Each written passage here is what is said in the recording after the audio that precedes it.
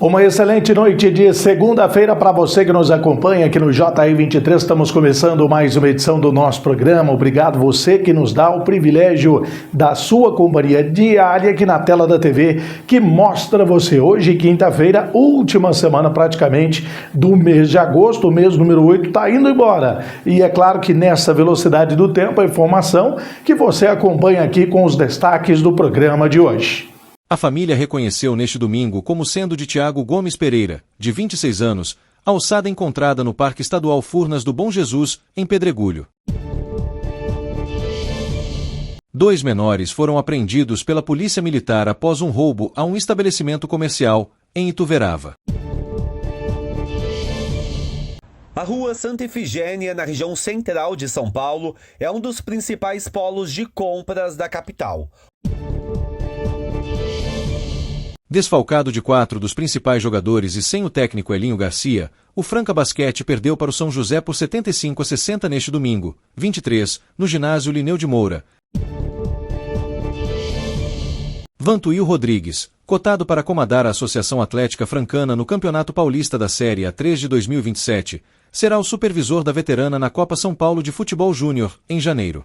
Esses são apenas alguns dos temas que a gente apresenta para você na edição desta segunda-feira. Paradinha rápida e, na sequência, já estamos de volta.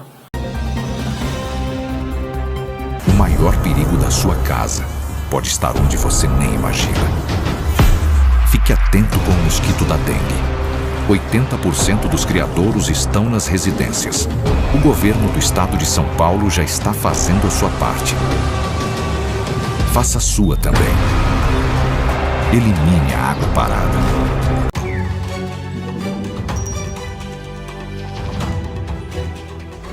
Por onde passam, os incêndios florestais costumam deixar um rastro de destruição, e os efeitos para os animais silvestres podem ser devastadores.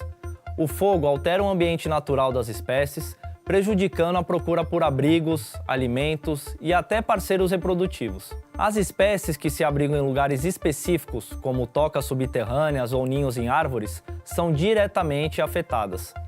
As áreas atingidas por grandes queimadas costumam demorar muito tempo para se recuperar, dificultando a recolonização e reduzindo algumas espécies nativas.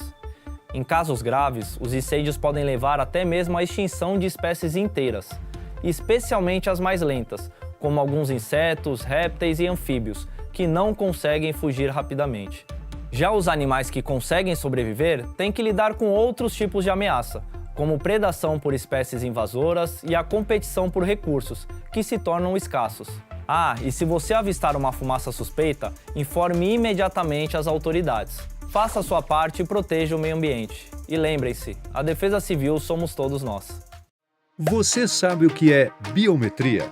É uma tecnologia que reconhece pessoas a partir de traços únicos, como as linhas do rosto e a impressão digital. A biometria é uma forma segura de identificação. Por isso, desde 2008, a Justiça Eleitoral faz o cadastramento biométrico. E você, já fez? Hoje, mais de 100 milhões de eleitoras e eleitores podem usar as digitais para votar na urna eletrônica. E tem mais! Com a biometria registrada, sua foto aparece no e-título e você pode usar como documento oficial na hora do voto. O cadastro da biometria é gratuito e só pode ser feito presencialmente. Procure o cartório eleitoral ou acesse o site do Tribunal Regional Eleitoral de seu estado para fazer o agendamento. Biometria é mais proteção para você e para o seu voto.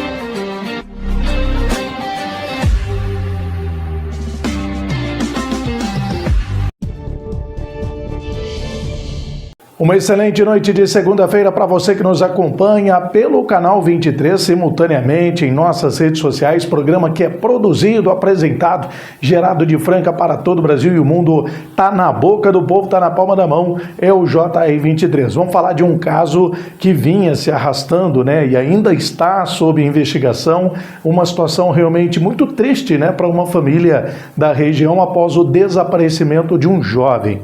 Neste final de semana, foram encontrados objetos pessoais, né? E também uma ossada no Parque Bom Jesus, na região de Pedregulho. As buscas foram intensas durante os últimos meses. Confira agora as informações na reportagem. A família reconheceu neste domingo como sendo de Tiago Gomes Pereira, de 26 anos, a ossada encontrada no Parque Estadual Furnas do Bom Jesus, em Pedregulho.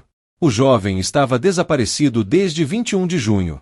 O reconhecimento foi feito pelo pai, José Pereira, e pelo irmão, Carlos Gomes Pereira, que realizavam buscas por conta própria na região.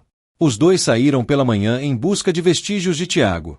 Durante as buscas, sentiram um forte odor e localizaram a ossada acompanhada de objetos pessoais do jovem, em uma área de difícil acesso e com terreno escorregadio. Os restos mortais foram encontrados a cerca de 60 metros de profundidade em relação ao ponto onde o pai e o irmão estavam. Apesar do reconhecimento feito pela família, a identificação oficial ainda dependerá dos trabalhos da perícia e dos exames necessários.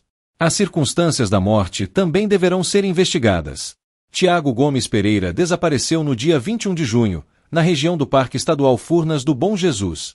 As buscas oficiais pelo jovem foram realizadas durante 8 dias consecutivos pelo Corpo de Bombeiros de Franca e suspensas no dia 29 de junho. Na ocasião, nenhum vestígio que pudesse indicar o paradeiro do rapaz havia sido encontrado. Além dos bombeiros, participaram das buscas equipes da Polícia Civil, Guarda Municipal, brigadistas e grupos de apoio da região. As equipes percorreram trilhas, áreas de mata fechada, córregos, cachoeiras e outros pontos de difícil acesso dentro e nos arredores do parque. Sem dúvida, né? Um caso muito triste, né? É claro que a família, né? A angústia de toda a família, e aí agora também aguarda-se a comprovação através de laudos periciais em relação ao desaparecimento desse jovem, e o caso continua também em investigação. E vamos falar agora de uma outra ação que terminou com a apreensão de 2 adolescentes, 2 ladrões que roubaram e acabaram sendo, um deles inclusive, detido, né? Foi seguro ali por populares, veja só. 2 menores foram apreendidos pela Polícia Militar após um roubo a um estabelecimento comercial em Ituverava. Segundo a PM, a ocorrência foi registrada depois que populares conseguiram deter um dos envolvidos até a chegada das equipes policiais. Com as características do segundo suspeito, os policiais iniciaram buscas pela região. Durante as diligências, foram localizadas 2 réplicas de armas de fogo que teriam sido utilizadas no roubo. Na sequência, o segundo envolvido também foi localizado e apreendido. O dinheiro levado do estabelecimento foi recuperado e posteriormente devolvido ao proprietário. Os 2 menores foram encaminhados à CPJ, Central de Polícia Judiciária, de Ituverava, acompanhados dos respectivos responsáveis. O delegado de plantão ratificou a apreensão por ato infracional análogo ao crime de roubo. Os adolescentes permaneceram à disposição da Justiça. Ainda conforme a ocorrência, um dos envolvidos teria admitido participação em outro roubo ocorrido na noite anterior, no Mercado Simprão, em Ituverava. Ao chegar pelo local, as equipes de polícia militar se depararam com o indivíduo detido por populares e um segundo havia se evadido.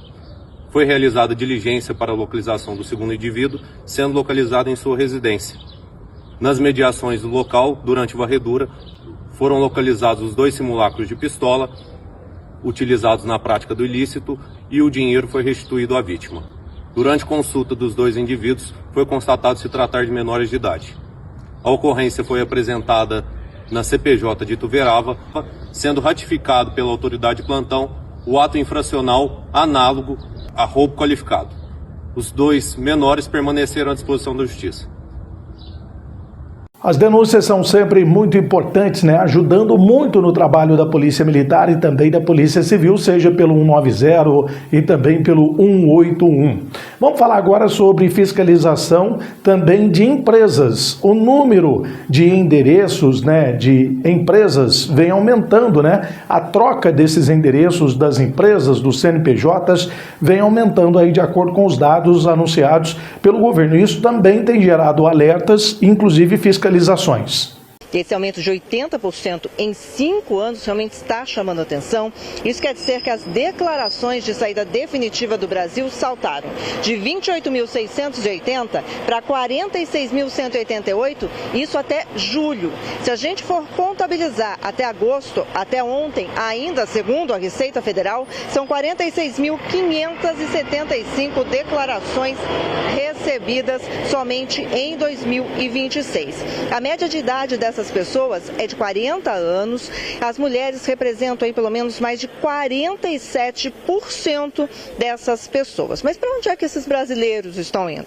Os Estados Unidos lideram, com 11.928 declarações, seguido de Portugal com 8.814 e o Canadá com 2.929. Esses são os 3 primeiros, Tem uma lista aí de pelo menos 19 países. São Paulo é o estado que se destaca aqui no país com a saída de pessoas, de residentes fiscais, são mais de 17 mil pessoas, seguido do Rio de Janeiro, com quase 6 mil, e também o Minas Gerais, com pouco mais de 4 mil. A Receita Federal está de olho, realmente acendeu um alerta para saber se não é uma simulação, se não é uma fraude, se esses brasileiros estão fazendo somente essa saída no papel e continuam no Brasil com suas funções e também com suas atividades.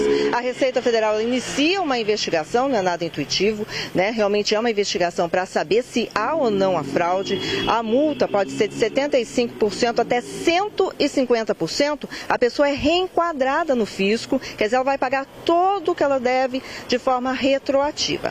Eu conversei com um advogado tributarista para a gente entender como é que a Receita Federal identifica essas possíveis fraudes. Vamos ouvir.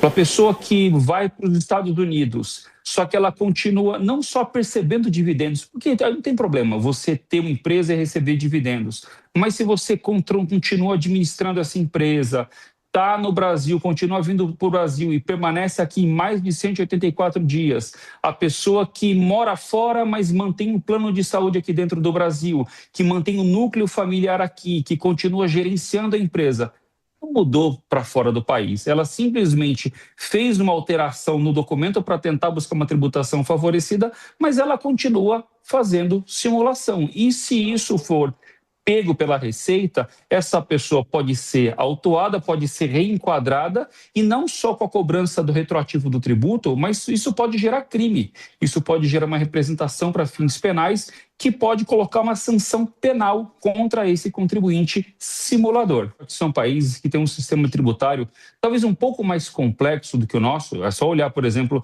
as nossas 600 páginas do IR brasileiro contra as 3.000 páginas do IR americano. Só que é um IR que permite uma carga de dedução muito maior. Então, no final das contas, no final do mês, acaba gerando uma carga tributária melhor. Talvez essas pessoas possam estar, talvez, regularizando a vida pregressa, regularizando a saída feita anteriormente para trabalho, para tentar a sorte, e a sorte as alcançou e agora elas estão buscando a regularização. Intervalo rapidinho e na sequência, mais notícias para você que nos dá o privilégio da companhia no JR 23. Problema dela. Nunca mais.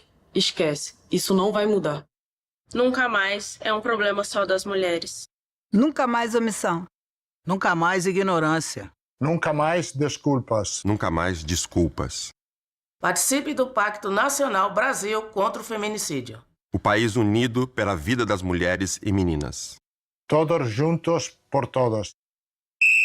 O licenciamento do meu carro venceu e eu caí na blitz. Como assim? Helena, eu deixei pra última hora com medo de fila e perdi o prazo. Acorda, João. O licenciamento agora é digital, feito pelo celular. Até o pagamento é pelo Pix. E pra receber o documento, Helena? Sai na hora e vai pro seu celular. E a validade é oficial. Que ótimo, já tô fazendo. É instantâneo e o seu carro não é removido. Ufa, tá feito. Tô liberado. Tcharam, vamos tomar banho outra vez. Na, na, na, na. Oh, oh. Ai. Milhares de crianças não têm água pra tomar um banho. Não tem água pro banho. Vamos ajudar o Unicef. Um Pix é um pingo, de pingo em pingo a água vai chegar. Meu pé, meu querido pé, oh, vai brilhar. Vem ajudar, vem. Ô, Sô, você está acostumado a me ver aqui contando uns caos, umas piadas, fazendo o povo rir, né? Pois então, mas hoje aqui a prosa é séria. O Hospital do Câncer de Franca é um lugar onde a coisa é pra valer mesmo. Lá é sério. Lá eles tratam de câncer de bebê, de jovem, de adulto e de idoso. Como nós falamos na roça, de uma mana caducando. Eles acolhem todo mundo. E é por isso que eu tô aqui, pra modo de pedir a sua ajuda. Vamos ajudar o Hospital do Câncer de Franca e cuidar de quem precisa, senhor. Então, meu povo, bora doar, que ajudar é coisa séria, mas não precisa ser sem graça também, né? Bora fazer esse bem acontecer, mexer o doce pra não azedar, bora pra riba que pra baixo é contramão. Então partiu ajudar o Hospital do Câncer de Franca. Seja um parceiro do bem, senhor, porque ajudar é sempre uma coisa boa. Né não? Acontecido.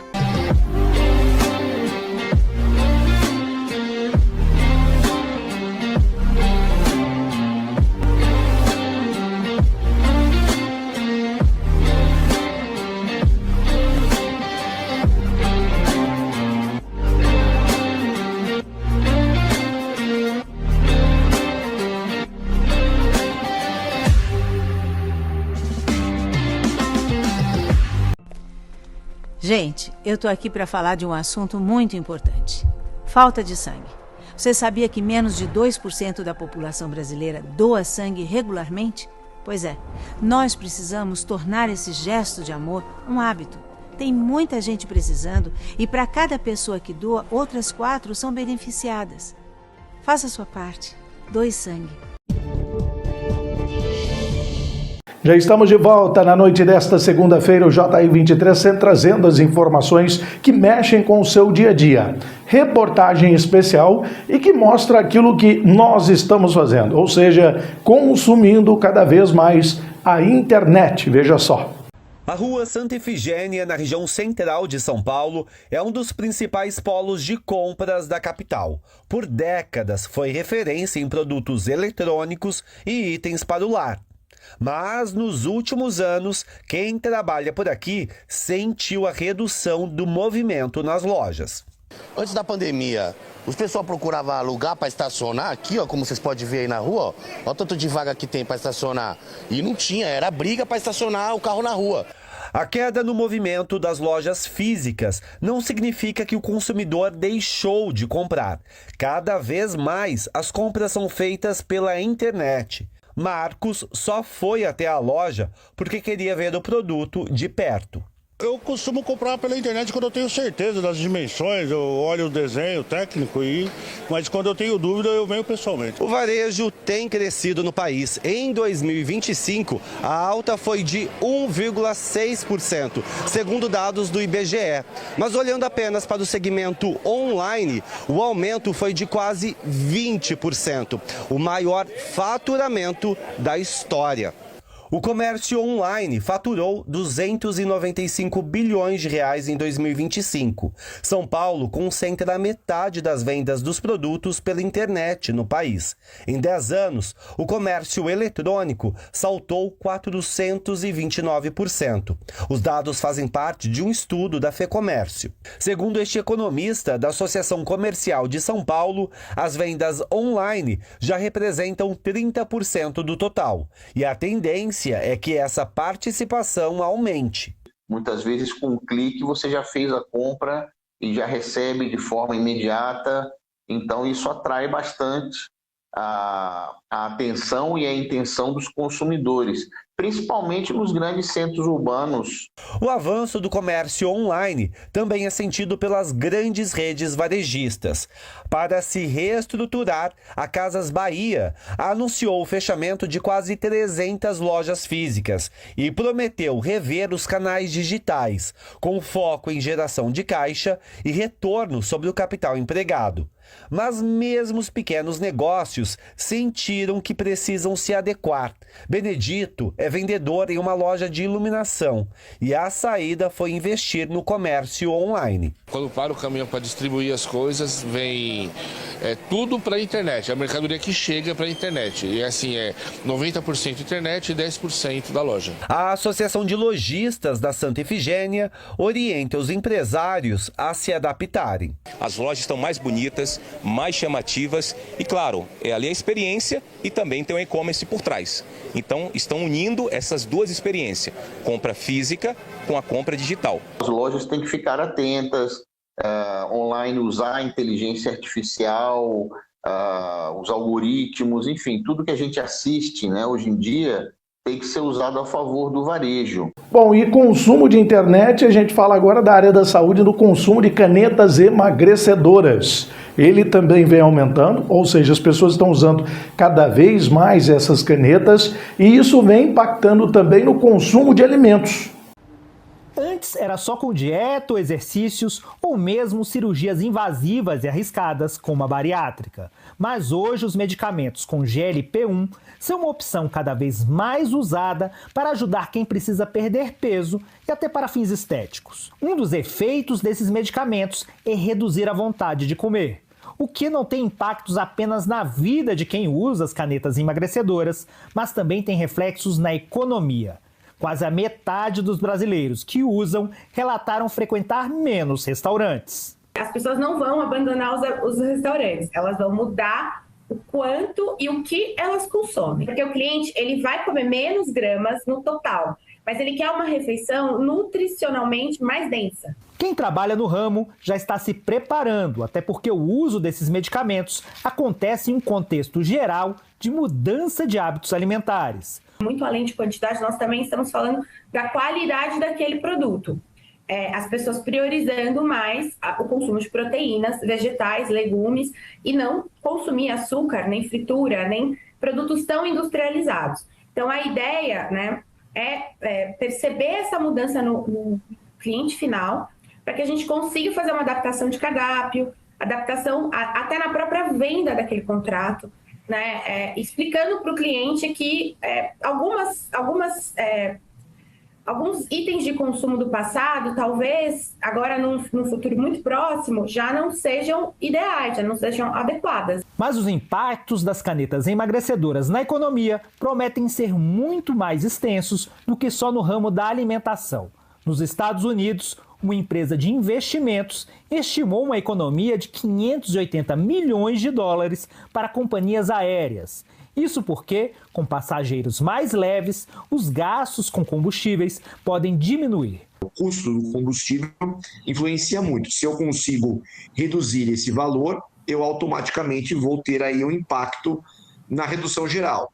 A dúvida que fica é em que medida eles vão, de fato, repassar essa diferença para os consumidores finais ou vão incorporar essa diferença como uma margem de lucratividade. Além disso, o tratamento da obesidade em larga escala pode ajudar a reduzir os gastos e a pressão sobre os sistemas público e particular de saúde. A gente já tem uma redução sensível com alguns genéricos, né, saindo da casa de R$1.000, chegando a R$400 a caneta, mas eu acho que é necessária uma nova intervenção, uma nova roupagem para que isso tenha mais acesso. A gente tem que ver isso como um instrumento de política pública e melhoria da qualidade de vida da população em geral.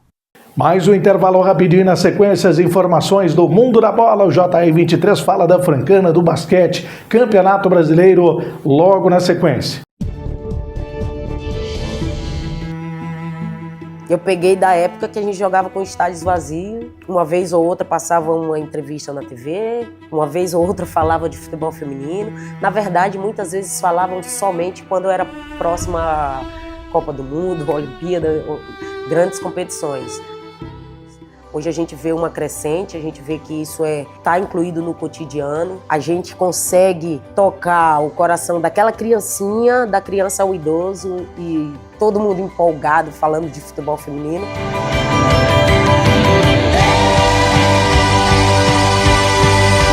A gente espera essa empolgação da torcida, obviamente. A gente espera o comparecimento da torcida brasileira em peso nos jogos. A gente espera, por parte da organização, um evento bem, digamos, impactante, porque esse é o momento da gente aproveitar para realmente popularizar o futebol feminino no nosso Brasil. E aí você entra no estádio, quando toca o hino, esse é o ápice, sabe?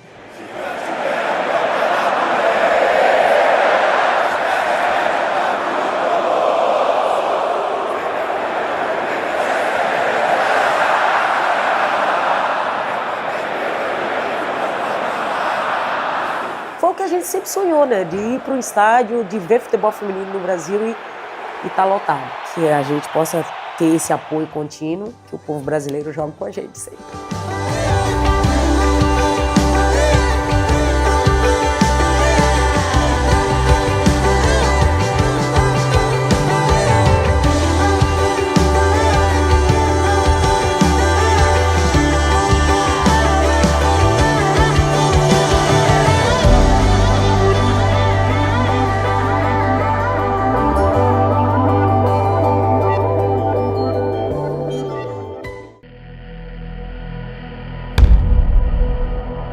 Minha terra tem basquete, tem história e tem chuá.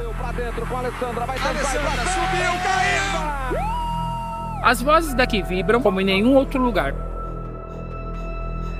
O basquete mudou minha vida. No Brasil tem basquete, e ser basquete vai além do esporte. É acreditar que a bola vai cair, mesmo quando nada parece dar certo. O Brasil é gigante, diverso. A gente se reconhece no plural. Mas o que temos em comum? O brasileiro é o corre. A gente vai atrás, cria caminhos dentro do impossível, se adapta, faz festa enquanto se supera. Minha terra tem basquete. Tem basquete pra caramba. O brasileiro é criativo, inovador, autêntico, orgânico. A mudança de direção, o ritmo, o suor, a dança, a energia. A gente sua a camisa, a gente ganha, a gente perde, mas a gente brinca, se diverte, a gente dança, a gente vibra, a gente cai, levanta, dá o sangue e celebra as conquistas. Esse é o nosso jeito. Nossa terra tem basquete. Nossa terra tem basquete e aqui é meu lugar. Você pode dar o sangue por você? Você pode dar o sangue pelos seus sonhos? Pela sua família, por uma causa? Você pode. Comece hoje e faça disso um hábito. Porque quando você descobre que pode dar o sangue por você, você também descobre que pode ajudar outras vidas. Procure um hemocentro e doe sangue regularmente. Você pode. Ministério da Saúde. Já estamos de volta, o terceiro bloco aqui para você que nos acompanha diariamente na tela da TV. Uma gratidão estar junto com você todas as noites aqui no canal 23. Vamos começar falando de basquetebol. Pois é, a equipe francana que jogou desfalcada nesse final de semana acabou sofrendo a sua derrota no Campeonato Paulista. Desfalcado de 4 dos principais jogadores e sem o técnico Elinho Garcia, o Franca Basquete perdeu para o São José por 75-60 neste domingo, 23, no ginásio Lineu de Moura, em São José dos Campos, pela penúltima rodada da fase de classificação do Campeonato Paulista de 2026. Sem Parodi, Lucas Seuert, Reina e David Jackson, a equipe francana foi formada principalmente por jogadores da base. Rafael Mineiro e Andrizão foram os atletas mais experientes à disposição. O primeiro quarto terminou empatado em 15-15, mas o São José conseguiu abrir vantagem no segundo período. Os donos da casa venceram por 29-13 e foram para o intervalo com 44-28 no placar. No terceiro quarto, o Franca conseguiu equilibrar a partida e venceu o período por 18-14. A diferença, porém, ainda era confortável para o São José. Comandada por Zezinho Limonta à beira da quadra, a equipe francana tentou reagir novamente no último período, mas não conseguiu buscar a virada e acabou derrotada, perdendo a invencibilidade no campeonato. Léo Craveiro e Paulo Scheuer foram os cestinhas do São José, com 16 pontos cada. Pelo Franca, Piá e Andrizão marcaram 11 pontos cada. O Franca volta a jogar pelo Campeonato Paulista na próxima quinta-feira, às 19 horas, no ginásio Pedrocão, em Franca. A equipe enfrenta o Mogi das Cruzes no encerramento da primeira fase. Agora, em vez de falarmos da Associação Atlética Francana, que vem passando aí por mudanças em sua diretoria, um novo planejamento, mas já pensando também na temporada 2027. E tem novidade, inclusive uma figura já conhecida do torcedor. Vantuil Rodrigues, cotado para comandar a Associação Atlética Francana no Campeonato Paulista da Série A3 de 2027, será o supervisor da veterana na Copa São Paulo de Futebol Júnior, em janeiro. A função inclui a indicação de jogadores para a montagem do elenco e o apoio ao treinador da equipe Sub-20. O presidente da Francana, Fransérgio Garcia, confirmou a contratação de Vantuil para o cargo de supervisor, mas afirmou que ainda não há garantia de que ele será o treinador da equipe principal na Série A3. A reportagem apurou que o grupo de investidores que pretende apoiar o futebol da Francana está dividido em relação ao treinador para a Série A3. Parte é favorável a Vantuil, enquanto outra tenta a contratação de Fausto Dias, que trabalhou no Paulista de Jundiaí. O clube promete anunciar na próxima terça-feira o nome do treinador da equipe Sub-20, que começará a ser formada no próximo mês. A coletiva terá a presença de Vantuil Rodrigues. O nome de Lucas Bahia é cogitado para comandar a equipe na Copinha. Ele trabalhou na última edição da Copa São Paulo e levou a Francana à segunda fase da competição, quando foi eliminada pelo Cruzeiro, que se sagrou campeão neste ano. Tivemos aí mais uma rodada do Campeonato Brasileiro, Brasileirão. E entre os grandes, o Corinthians acabou perdendo, o Santos empatando, o Palmeiras segue líder absoluto do Campeonato Brasileiro, mas o que chamou a atenção no finalzão de semana foi justamente o tropeço do São Paulo para a Chapecoense, lanterna da competição. E aumenta cada vez mais o risco do São Paulo chegar ali no Z4, a zona de rebaixamento. Muita pressão pelos lados do tricolor. Na Arena Condá, pela 24ª rodada do Campeonato Brasileiro, a Chapecoense fez a lição de casa e bateu o São Paulo por 1-0, vencendo sua segunda partida no Campeonato Brasileiro. Bruno Pacheco marcou o gol da Chapecoense. No primeiro tempo, o defensor aproveitou o escanteio na primeira trave para testar firme para o fundo do gol de Rafael. Com o resultado, o São Paulo fica em 13º, com 27 pontos, a 3 do Z4. Já a Chape segue na lanterna, com 14 pontos. São Paulo não consegue repetir a atuação de meio de semana e liga sinal de alerta. O tricolor veio de uma boa atuação na terça-feira, 18, contra o Bolívar, ao vencer o time boliviano por 3-1 no Morumbis e avançar para as quartas de final da Sul-Americana. No entanto, mesmo indo a campo com um time semelhante, eles não repetiram o desempenho e perderam para o lanterna do torneio. Com o resultado, a equipe de Dorival Júnior fica somente 3 pontos acima do Mirassol, que fecha o Z4. Desde que retornou ao São Paulo, Dorival ainda não venceu em competições nacionais. Desde sua primeira partida, no dia 19 de maio, são 6 jogos sem vencer no Campeonato Brasileiro. A última vitória do tricolor foi na 13ª rodada, contra o Mirassol, por 1-0. E toda a preparação da partida foi feita nesse sentido, mostrando que era um jogo chave para a gente, era um jogo muito importante, inadmissível nós não temos alcançado o que nós queríamos aqui. Eu fico, às vezes, até sem palavras para poder defender uma situação. Não é fácil, não é simples, para todos nós, vergonhoso, e nós temos que ter consciência do clube que nós estamos, do tamanho que é o clube, o que representa em todos os sentidos, e nós não temos mais o que falar, nós não temos mais palavras. Está na hora de nós colocarmos ação e trabalho. Ainda mais trabalho do que vem acontecendo. Nós estamos nos dedicando muito, mas não está sendo suficiente. Então nós temos que buscar algo diferente para tentar mudar todo esse contexto, porque não pode continuar da forma como está. Não, é preocupante. Agora, o trabalho não deixa de ser desenvolvido, não deixa de ser executado, não está sendo suficiente. Eu tenho que entender. E estou procurando fazer o meu melhor, entregar o meu melhor ao São Paulo Futebol Clube. Preocupado com o momento, com a situação. O que aconteceu anteriormente foi um outro aspecto, uma outra condição. Mas aqui depois de tudo isso, de tudo que nós estamos vivendo, de tudo que nós estamos fazendo internamente, mudando processos, tudo, buscando um caminho para todos nós. É inadmissível um resultado como o de hoje, sinceramente, e respeitando muito a equipe da Chapecoense, a equipe adversária. Estou falando no sentido de São Paulo. É inaceitável e inadmissível o tipo de resultado que nós tivemos aqui hoje.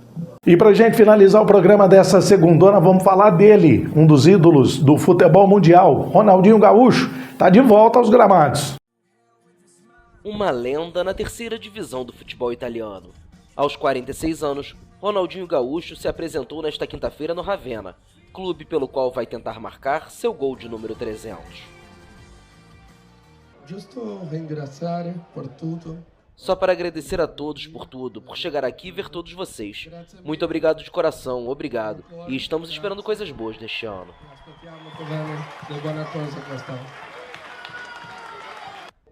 A contratação do craque, que se aposentou do futebol em 2015, faz parte de um projeto ambicioso, liderado pelo empresário ítalo-americano Inácio Cipriani, proprietário do Ravenna desde 2024. Segundo o dirigente, o objetivo do camisa 10 é romântico, tentar marcar seu último gol. Seu envolvimento não é só uma jogada de marketing para falarem do clube, acrescentando que o pentacampeão também vai adquirir uma participação na empresa. Para mim, o Ronaldinho é meu ídolo no futebol. Eu acompanho ele, é o meu jogador favorito. Ele é um pouco da nossa infância, nós crescemos com ele, e agora vê-lo em Ravenna é certamente algo muito bonito. Ronaldinho deve participar de um treino aberto ao público na sexta-feira, mas não vai jogar contra a Reggiana na próxima segunda-feira, e estreia da equipe na Série C italiana. Final de JR 23, agradecendo você imensamente pela sua companhia, pela audiência. Amanhã a gente se encontra.